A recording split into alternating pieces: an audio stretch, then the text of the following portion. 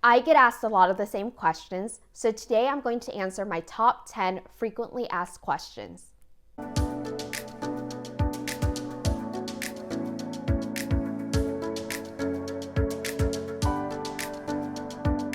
Number 1, do you have to be separated to get a divorce?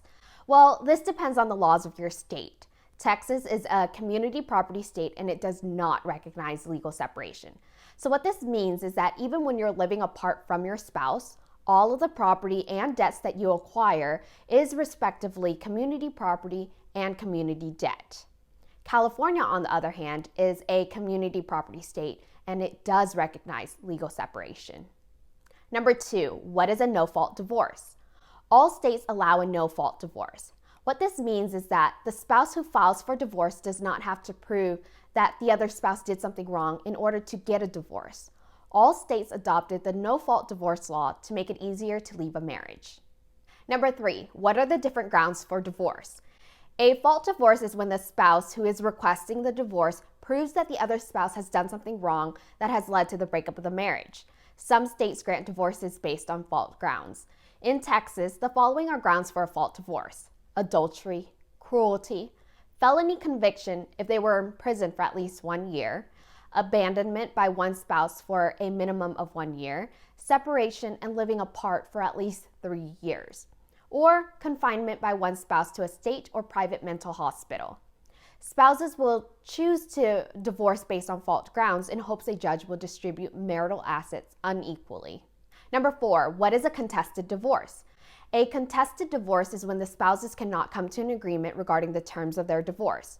When spouses cannot come to an agreement, they leave the decision up to the court. Therefore, an uncontested divorce is when both spouses can come to an agreement. Number 5, how much does it cost to get a divorce? In the United States, the average cost of a divorce is approximately $15,000 per person. Number 6, will I have to go to court? The less contentious your case, the least likely you will have to attend court. In Texas, a final in-person hearing is required for a divorce to become finalized. However, only one spouse is required to attend. Number 7, how will our property be divided? Well, this depends on whether or not you live in a community property state. As I mentioned before, Texas and California are community property states. So all your assets and all of your debts that you and your spouse accumulated during the marriage is considered community assets and community debts. Thus, there is a presumption that everything should be split 50-50. Number 8, who will have to pay off our debts? Again, this depends on whether or not you live in a community property state. Now, if you do, generally speaking, all the debts that you and your spouse accumulated during the marriage is considered community debt and thus should be split 50-50. However, there is always a case to allocate certain types of debts to your spouse. For instance, if your spouse committed infidelity and spent $5,000 on a gift for that person, it is arguable that you should not have to take on such debt. Number 9, how long will my divorce take? Well, it depends on the nature and complexity of your case. If you and your spouse have come to an agreement on all of the terms, you can get a divorce almost immediately. Some states, however, like Texas, has what's called a waiting period before your divorce can be finalized. Texas's waiting period is 60 days. On the other hand, if you have a contested divorce, it is safe to assume your case will take a lot longer than you anticipate. Divorces take between 1 to 2 years to finish.